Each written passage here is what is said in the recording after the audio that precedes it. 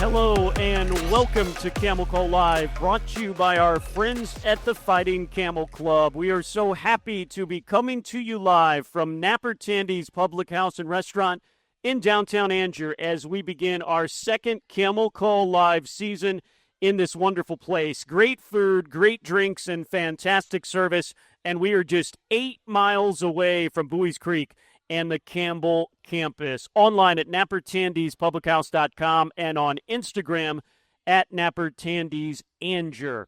My name is Chris Ameyer, and we have a great first show of the 25-26 season with you tonight. Coming up at the top of the hour, our head football coach, Braxton Harris, will be here as we are here on a Tuesday, not a Thursday, because he's going to preview the 2025 Camels and the season opener, which is this Friday night. In Kingston, Rhode Island, Campbell will take on the defending CAA champs and the preseason favorites. I'll also be in Kingston, Rhode Island.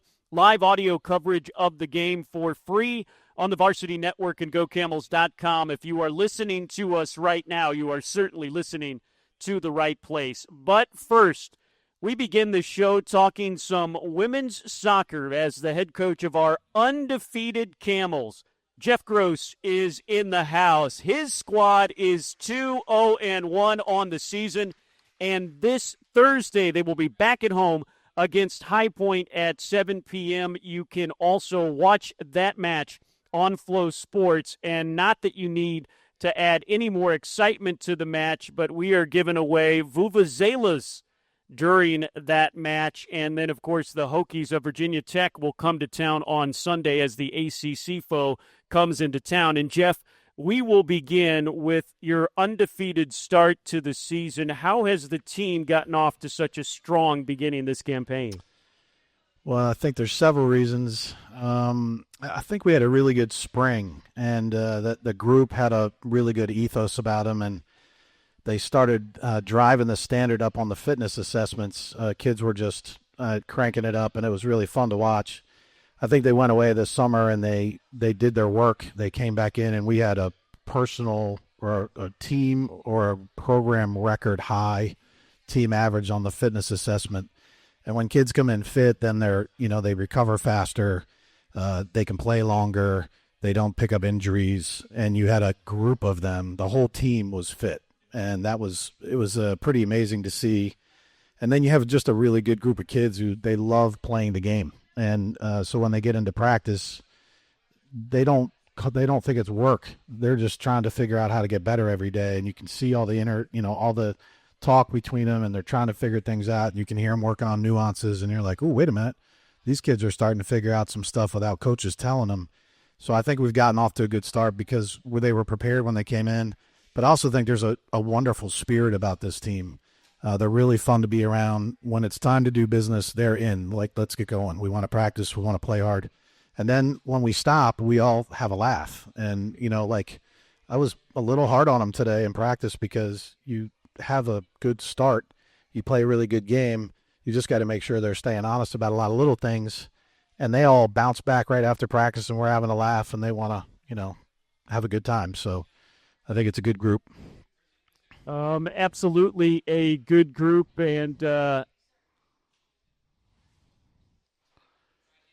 a good group here. And as we talked about, you talked about that good group, and at the core of that group, some wonderful upperclassmen, and they have certainly been supplemented by some wonderful sophomores and freshman players that have stepped up. I mean, you're underclassmen, people that are sometimes brand new to the program, that they're really getting some things done. Yeah, I think the upperclassmen have done a really good job of embracing the younger ones and teaching them the standards and expectations that are expected of a Campbell women's soccer player on and off the field. There's a high level of cooperation that goes on off the field that makes them all collective. And then, we have brought in some players that we think fit how we want to play and how we think we can compete in this conference and win it. And they've embraced the standard, and none of them are intimidated by anything. They're just like, let's go play the game and let's get in there and see how good we're going to be. So it's been a really nice combination between the upperclassmen and the younger players. You have played 3 matches. We talked about you're undefeated, but what is even more impressive about that is your team has given up 1 goal in those 3 matches total. 360 minutes of soccer, giving up just 1 goal. What can you point to that makes your defense so strong this season? This game is not about like offense or defense. It's about being well-rounded in all of it. And our attacking has been really good for early in the season. And that takes some pressure off the defenders to not feel like they have to save us all the time. The goalkeeping's been really good as well.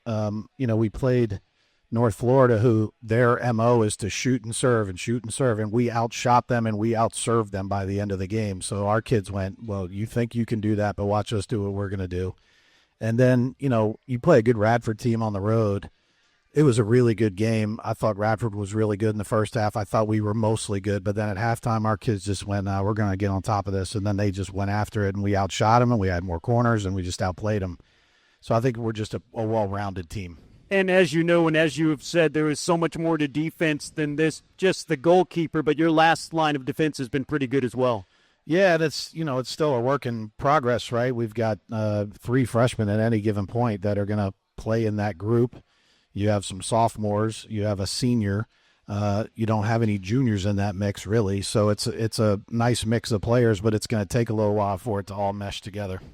As we talk more about this team, again, so much stats showing that this team is a team. You've had 4 different goal scorers, 5 different assist providers.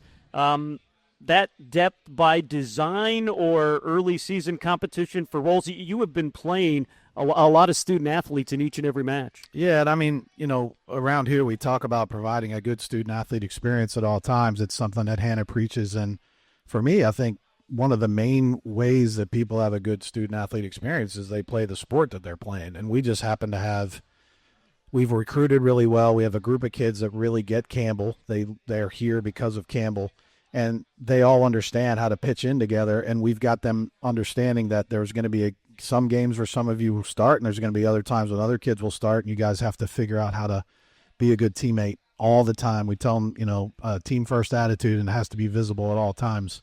And they're embracing that every day. How fun is it for you, and I guess when you're seeing the benefits of this in your season for really having to remake this program in your image, how fun has it been to see it come together, not only in matches and results, but also in practice and just being around these student athletes each and every day? Yeah, to be fair, Chris, I try to keep a lot of things that were in place when I got here. We stay in touch with a lot of that. There's what they call the tradition, and there are standards and expectations for how a Campbell women's soccer player is supposed to function within the team. There was a lot of positive ethos that I walked into, and a lot of those things I've kept us in touch with, and our kids have to embrace that. But then, we've been able to recruit players that we think can play the way we think we can play to win in this conference. And we've just done a really good job of bringing in those kids, and they just are all really good human beings that we all enjoy spending our time around. They do well in the classroom. They don't get in trouble in life. They're competitive soccer players, but they're also a bunch of fun to be around. So it has been a treat to watch it evolve a little bit. And, the last couple of years when we were transitioning to the CAA, those kids were all fighting really hard, and we were trying to help them understand how to, get to that. But now we have more kids that have been through it, so they can teach the ones that are coming in what playing in the CAA is like. So it's been a lot of fun. Yeah, and I should have thrown that in. Oh, by the way, you switched into one of the best mid-major women's soccer conferences in the entire country through your tenure. Yeah. Speaking of tough stretches, the CAA is so tough, but you guys don't shy away from it in the non-con. You have such a tough stretch coming up. The next 3 all at home, that's the good thing, and it starts this Thursday, but you have 3 matches in 8 days.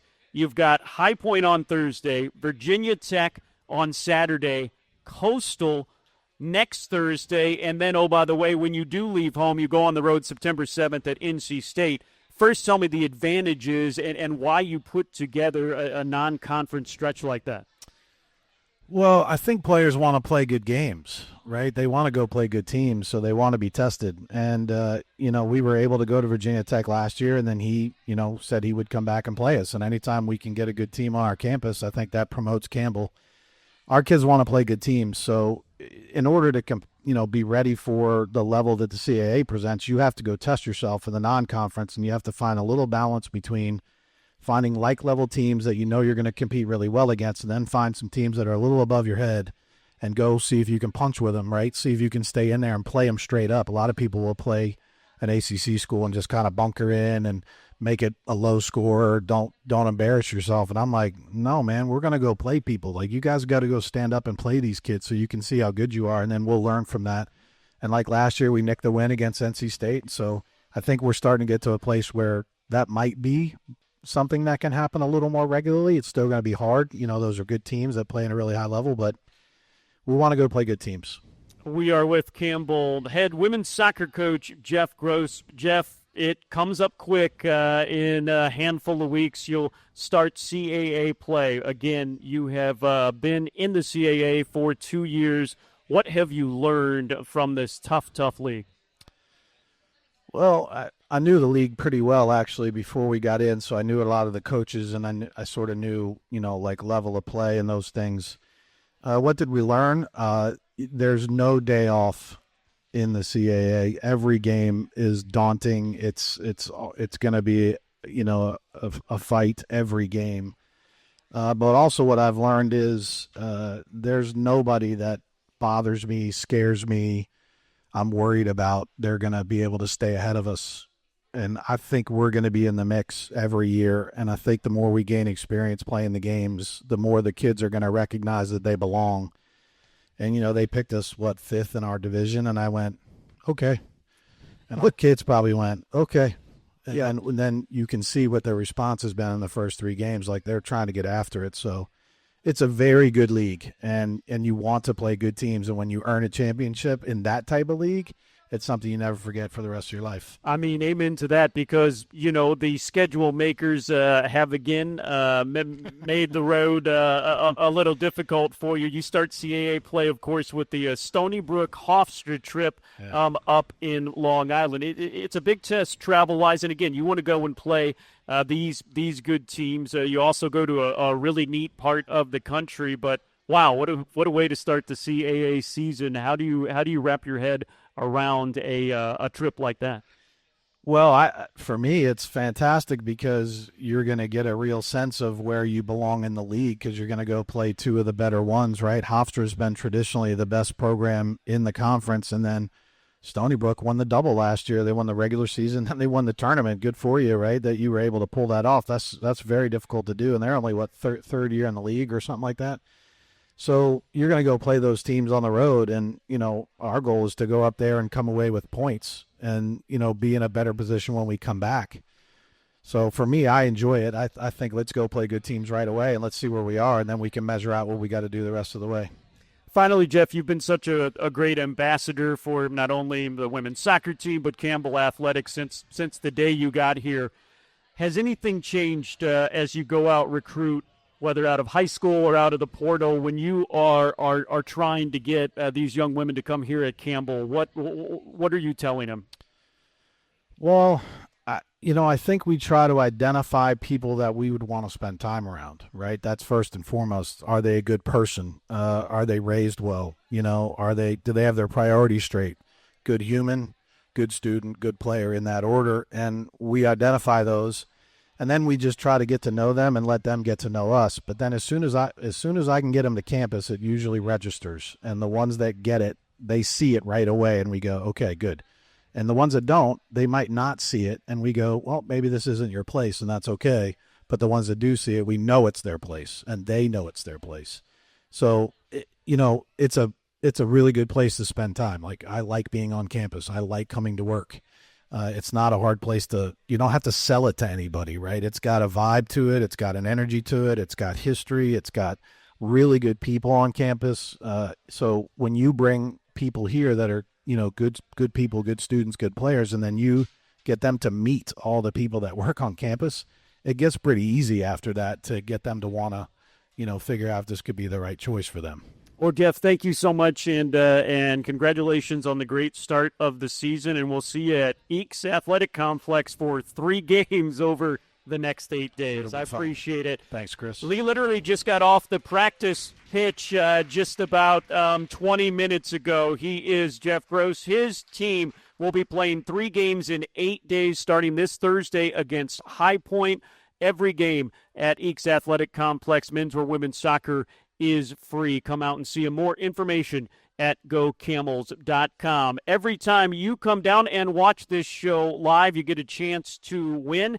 And before we take a break, we will announce the first winner of the Campbell prize pack, 4 football tickets to any game and a T-shirt. The winner, 626-598, 626-598. When we come back after a quick break, we'll have the head football coach, Braxton Harris, in the house to preview his Camels.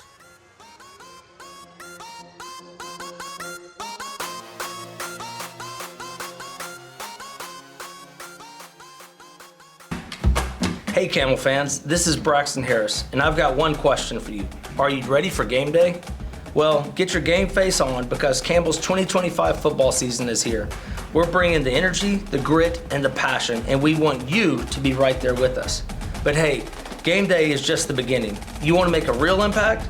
Then it's time to step up and join the Fighting Camel Club. Being a part of the Fighting Camel Club means you become the team behind the team, fueling scholarships, training, and academic success for not just our football athletes, but all 21 of our sports. When you join, you're not just a fan, you're a game changer. So what do you say, Camel Nation? Let's make a difference together. Join the Fighting Camel Club today and help us build champions on the field, in the classroom, and beyond.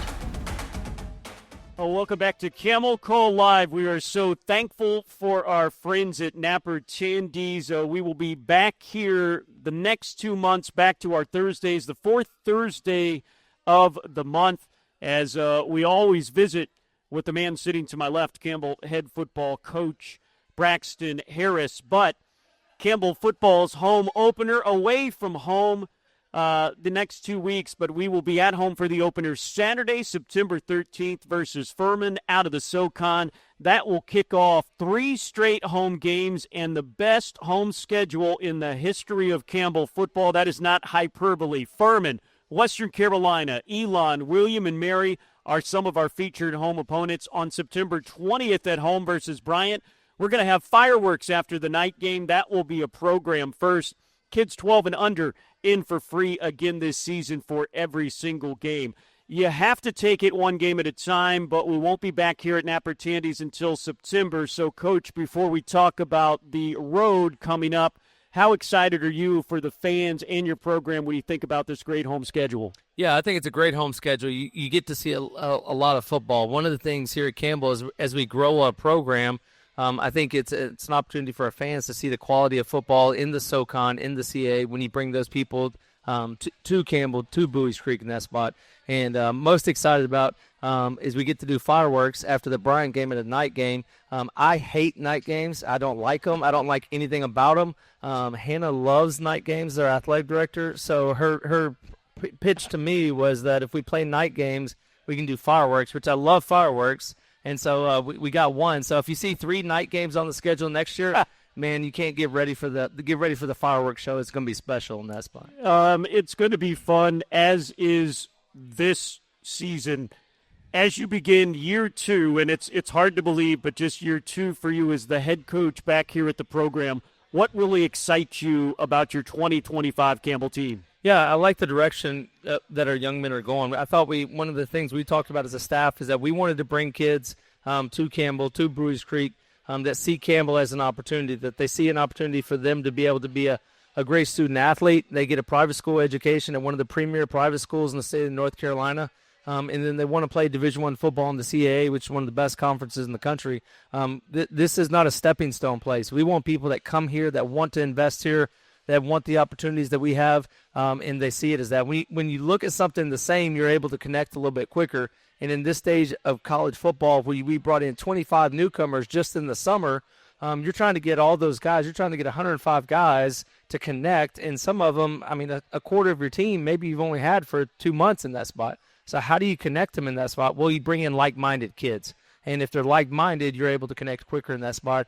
And that's what I really like about our young men. This day and age, how easy is it to go out and find student athletes like that? Yeah, when you're at Campbell University and you have a private school education, when you have a community that supports, that's different. Not everybody at the FCS level has those things. A lot of people, they're going to go places and they're going to say, well, that's a smaller school than maybe this big school, this big school. When they come to Campbell, when they come out and we take them out to dinner here in the community and they see people with Campbell shirts on, or when they see alumni and friends of the program and they stop and say hello when we're eating dinner with a recruit, what that tells that kid is that when you come here, he's going to matter, and what he wants to do matters in that spot. And we're fortunate enough to be able to have that here in Harnett County, in the surrounding counties. When we take kids to places, we've got people that care about Campbell, and that's paramount. I don't care who you are. If you got a young man, you want somebody to care about the same things that your young man does when you send them there, and that's what we're able to go do here. Let's talk about these student athletes that you've brought here to Buies Creek and this team. Let's go to the defensive side of the ball first. I know you're excited because you have a really good core group of returners, don't you, on the defensive side? Yeah, absolutely. That's a group of guys. Brandon Guzman, who was a preseason all-conference kid that came in last year for us, came in the summer for us last year, and so went through the season, went through spring, went through summer, and had a really good spring and summer for us, returning at corner. And if you got a corner in this day and age, you got an opportunity. We think him and Marquise Alexander is another kid that I think are at the bookends of the corner for us right there, that I think are really experienced. They played a lot of football. They're taller, bigger corners, which in the CAA you have to be able to have that because you're going to get bigger, taller receivers in that. And so really excited about those guys. And then you look at our front guys. We rebuilt that room drastically from last football season to January. We brought in guys. Raymond Macias is a kid that I actually recruited the first time I was here from California. He's going to continue to be the interior piece for us. And just the consistency that Raymond lives his life. And it's not just football. It's how he lives his life. He's going to continue to be a big part in that. You look at Amari Wilson that has been here since high school in that spot. He's grown and developed at an end. You're looking at Justin Garza, a transfer kid from JUCO kid that's a defensive end. He's from Texas. Now, I'm kind of partial to kids from Texas, obviously, but he's done a really good job for us in that spot. And we got a plethora of other guys that you could be able to name in that spot. And then you go to the linebackers right there. Logan Livermont. Logan's played a lot of snaps. I coached Logan when he was a walk-on linebacker here, and so just to see his progression as a young man. He got engaged this summer, so he's floating on cloud 9 right now in that. And, he's done an incredible job. We brought in Kalen Villanueva, a transfer from UConn that's really got a ton of game experience from UConn that wanted the opportunity to be the guy here, and he's getting that. We've got Dontavian Pettis right there at a will linebacker right there that transferred in from the Citadel. We think he's a huge piece of it. And then the Lakeem Rudolph to the field is a guy as well that's played a lot of football for us here at Campbell and just continues to get better each and every day in those spots. You mentioned a couple of them, and of course you do such a great job of recruiting and developing guys that are here, but this day and age you have to go into the portal. And yeah, you brought some guys from Penn State, you brought some guys from the Power 4 conference, but what I really like is you seem to bring in a lot of guys that, as you said, have played a lot of snaps at really good FCS programs in the SoCon, in the SWAC, different places like that, and that's got to be pretty good to have that experience. Yeah, if you look at the roster, over 75% of our roster has Division I snaps, right? And so where we were last year, we didn't have those guys have that. So what that helps them, when you got our schedule and you're playing the number 9 team in the country week 1, you better have your big boy pants on and be ready in that spot. The speed of the game won't surprise these kids in that spot. You look at the back end, talk about that. JoJo Pace, a kid that stayed here and developed in that spot, continued to do that. And Evan Spivey to the field, a transfer from James Madison that knows what a program looks like in those. And so you're talking about those kind of guys that, like I said, you put out that first group, they played snaps, right, and they played football. You look at where we were a year ago, we're going into a ball game. We didn't know who we had. We didn't know who they were. They didn't have film. They didn't have tape. We're just kind of hoping and poking right there. And we feel really good about the defensive group that they've got right there. Now, the thing is that group's got to come together and develop an identity in how they play the game and how they play together. Over on the offense side of things, Coach, you returned some key pieces, starting running back Mark Biggins and J.J. Cowan. Of course, what a story he is, a walk-on from just down the street in Harnett County that you awarded a scholarship because of what he did. and you return one of the best young receivers in the conference, another local guy from Eastern North Carolina and Rocky Mount in CAA, one of the best young receivers in Randall King. Yeah, I think that's a big piece for us is that we felt like getting here, I guess it was 21 months ago when we started this journey, right, is we feel like we had to recruit North Carolina. And you look at our roster, over 50% of our roster is from North Carolina, South Carolina right there. And we had to win that, and we had to bring kids back. And that's what we did in the transfer portal. We brought a lot of kids that left the state and come back to the state, come back home in that spot. And Randall's a great example of that. JJ's a great example of that. JJ continued to get better all spring, all summer. Agility, quickness, he's doing a really good job of that. Mark is Mark. Mark does a great job. Mark's got a great film. He's a great leader in those aspects. And then, like you said, Randall King as a receiver, being able to move him around. I think one of the key pieces I think Coach Kubik, our offensive coordinator, does is he's not just going to line up outside. He could play a slot receiver. We could put him in the backfield. We could snap him the ball at quarterback. We can do a ton of different things with him, and I think Matt does a really good job of being creative. And a guy like Randall, that's a kid that he was a true freshman from Northern Nash, right, that lifted 4 days a week his freshman year because he wanted to be in the Devo group and he wanted to grow and develop and get better right there. And he works his tail off. Yeah, yesterday was our Tuesday. How this week goes, I'm so jay up on what day it is. But it was our Tuesday, and he hit over 90% of his top speed on a Tuesday, which doesn't really happen that often. No, and there are a few programs this size in the country that can bring back a starting running back, a starting wide receiver, and then Mike Chandler, a QB to bring him back and his talent. That says something about what you're building, how they believe in you, and what an advantage. Well, I think they believe in each other too. I think that's a big piece of it. I think they've grown those connections together that they want to finish and they want to see through what they started. And the guys that were here last year, 3-9, didn't sit good in anybody's mouth. Nobody felt good about that. Nobody was happy with that. And since then, we brought in. We told the group of guys, man, if you will stay here and you will commit to this thing, we will bring in guys that are like-minded, and we promise to bring in guys that think like you, talk like you, that desire the same things, and we protected that. You be you, and we'll bring in more just like you in that spot. And so I think those guys bought into that. They believed in that, and I think they've been excited about the guys we'll be able to bring in because they have been those things. Their actions have been those things. And so I think that's the most exciting thing. And finally, not that you have enough to do. You run the program. You're such an ambassador to everybody here in Harnett County and beyond, but you're still going to coach special teams this year, aren't you? And you're still going to tell me about your special teams. Well, I coach punt because if you get a punt blocked, you got to fire somebody, and I can't fire myself. And so I protect our coaches from that responsibility. But that's the fun part, right? Like at the end of the day, I'm fortunate to be in the role I am. At the end of the day, I still see myself as a Division III GA that loves to grind it out and be able to get in the details, and whatever needs to be done, we're going to find ways to do it. And I'll be honest, when I get to go do in there and teach special teams and actually get to coach football, that's the most fun I have in the day, being with those kids and doing those things. And so it's probably a little selfish, to be honest. You could probably find better coaches than me, that's for sure. But it's selfish because I really enjoy being able to do that.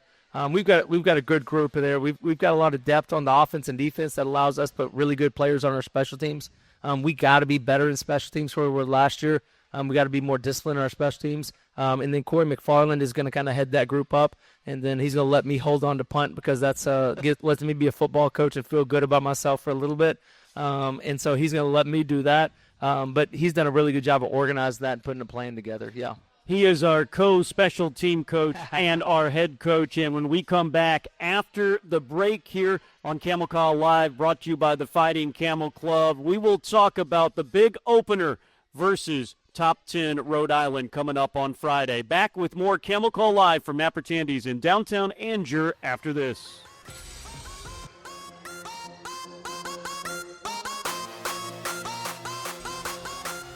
Oh, welcome back to Camel Call Live from Napper Tandy's in downtown Angier. Whenever you come and see the show live, you get a chance to win a prize pack. We've got another T-shirt and a voucher for 4 to an upcoming Campbell game. The winner, 626-583, 626-583. The Fighting Camel Club and our Alumni Association, they have put together some great tailgates for Campbell's 2 big non-conference games, all you can eat, and the tent will already be set up. Everything will be ready to go. Go to gocamels.com for more information. Of course, we're talking about the East Carolina game coming up in 2 weeks, and then halfway through the season, Campbell will head up the road to Raleigh to take on NC State for the first time in program history. Also new this year, this Thursday, of course, Campbell going all the way to Rhode Island, but in the morning, 9:15 to 9:30, we invite you to join us at Barker Lane Stadium. Come to the field house as we will see the Fighting Camels off as they head on the buses, head to RDU, take the charter flight to Rhode Island. It's something new. We're going to be there. The cheerleaders will be there. The band will be there. T-shirts for the first 25, and we would love to see you there. And then some football and a big test, a huge test. The defending CAA champions, the preseason favorites, Rhode Island, not only win 11-3 overall, 7-1 in conference last year, but they ended up making a run in the FCS playoffs. They are the 9th-ranked team in the nation. And, Coach, when you look at this team, what makes them so good? Yeah, they're probably the most senior-laden football team in FCS college football right now. I mean, you look at the guys that they played with last year, and they returned a majority of those pieces, right?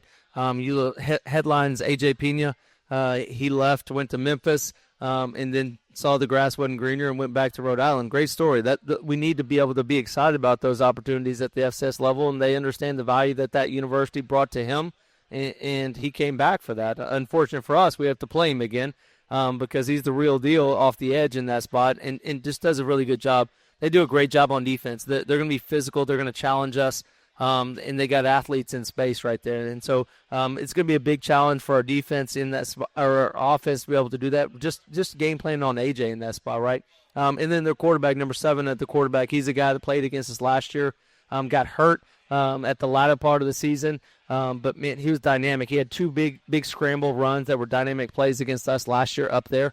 And we're going to have to do a great job being able to manage him. They got an All-American receiver as well. And so they got the talent. 4 out of the 5 offensive linemen started for him last year, and the one that didn't start for him last year had significant snaps. And so you just look at who they are. They've done an incredible job of building a program. And that's a total respect to Coach Fleming and what they built up there. And that's who we want to be able to compete with every year.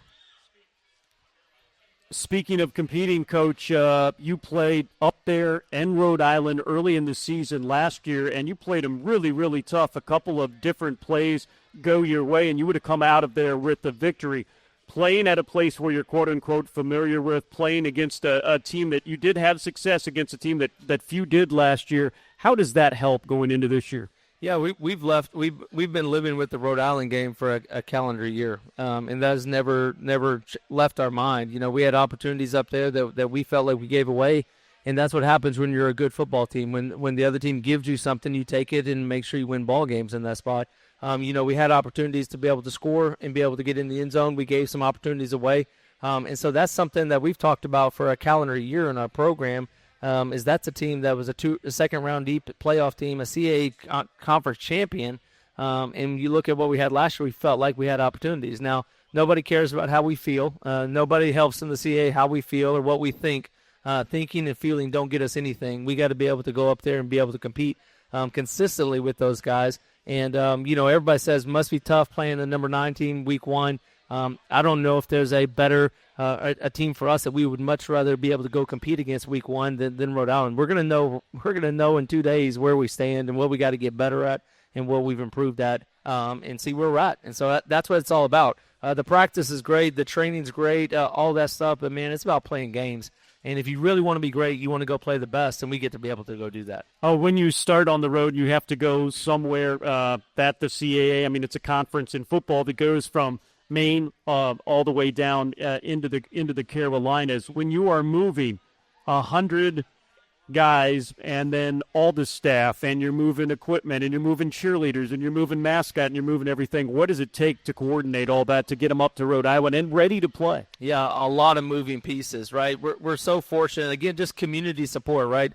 Jerry Milton at Southeastern Interior, he hauls our truck that has our equipment truck and that truck will leave tomorrow morning to go to Rhode Island right there. And so thankful that Jerry was able to donate that and allow us to be able to have that. Most FBS schools don't have a truck like we have, and that's because we got community members that care about it, and they're able to help us in that spot. So, that truck leaves tomorrow morning. We still have a practice left, 2 practices before we get up there. And there's a lot of pieces that move. David Craner, our director of football operations, does an incredible job of moving all the pieces and making sure that everything goes seamless in that spot. And we've got a great plan. We meet about it every week, and we've got a plan to make sure that our guys are in a routine. I'm a big routine person. Whether it's a home or away game, we want the routines to stay the same so that their minds will be in the same spot. And so David does an incredible job. He's one of the best at doing that, and it is not an easy task. It takes months and months of planning and preparation, and then you hope everything works out all right. But first road game of the year, of course, you're starting off in CAA play against the defending champs, number 9 ranked team in the nation. Last year, you had the top 10 schedule in all of FCS as far as difficulty. This year, it's 35. I think you and I both think at the end of the year it's going to be back in the top 20, if not in the top 10 again. Your non-conference schedule, let alone CAA, but your non-conference schedule is so tough. You have 2 FBS opponents this year in 2 weeks, of course. You'll take on East Carolina, going to Greenville for a 6 o'clock start, and then NC State halfway through the year. How do those 2 games that really have gotten a lot of people excited about this program and you play, how do those help you? How difficult are those on this already difficult schedule? Yeah, I mean, there are obviously challenges. I mean, the resources that those universities have in those programs are vastly different than ours in that spot. I think those are great games. I think those are great in-state games that we need to be able to play. At the FCS level, you got to play a money game. I mean, that's just how it is. Yeah, to be able to help offset the cost of not only football but an athletic department as a whole, football is a way to contribute to the whole piece is to play those money games where you're going to get upwards to hundreds of thousands of dollars for those games that goes into that piece, right? Well, if we're going to play those, why not go to why not go to NC State? Why not go to ECU? Right? Absolutely. That our fan base gets excited about that. Our kids get excited about that because they're local kids. We talk about we want to recruit in our footprint and recruit to Virginia, North Carolina, South Carolina, and Georgia, so they know kids on that roster. So it's a lot of fun for those kids to be able to play that. At the end of the day, it's just another game, right? And it's the next game on our schedule for us internally in that spot. But I think they're really big for Campbell as a university, not just football. Football is not the most important thing at Campbell University. Football is the front porch of Campbell University. And so what it allows us to be able to do is shows our fan base an NC State fan base, and what does that look like at a home game? How can we go there and can we learn from that so that we can make Barker Lane better? How do we go to ECU and learn what their tailgate does so well, and how do we bring that to Campbell to make us grow and get better? Those places have been playing football for hundreds of years, and we've been playing for less than 20. And so it's not just the football teams that are learning.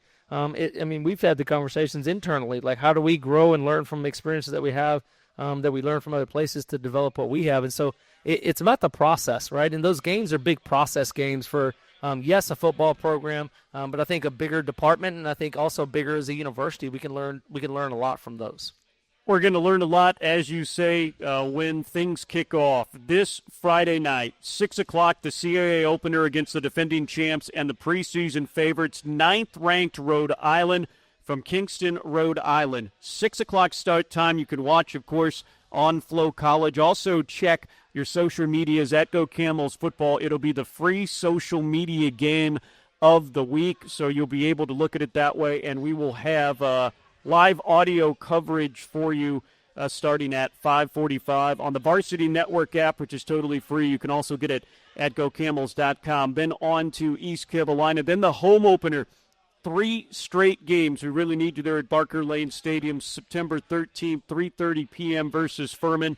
A final thought here, as we won't talk to you again, at least here at Napper Tandy's. Of course, we'll talk to you a lot, but to have so much of the home crowd and to have everybody come out for those 3 games, particularly the opener when you take on Furman on September 13th. Yeah, if you look at the schedule, you're playing number 9 and you're playing ECU right out the gate. You could be 2-0 after those 2 games, and your whole schedule's still in front of you. Those 3 games right there are probably the biggest 3 home game stands of our season. Absolutely. You could be 2-0 or you could be 0-2, and it doesn't matter because those next 3 games, Furman, Bryan, and Western Carolina, they set everything up to go into CAA play right there. And so 2-0, 0-2, 1-1, whatever the schedule on those first 2, man, we've got to create a winning football team. We got to win at home. And Dr. Downs has come in here, and what he said is we want to make Barker Lane the toughest place in the country to be able to play, and we want to play harder at Barker Lane than we do any other place because we're in front of friends and family in that spot. And so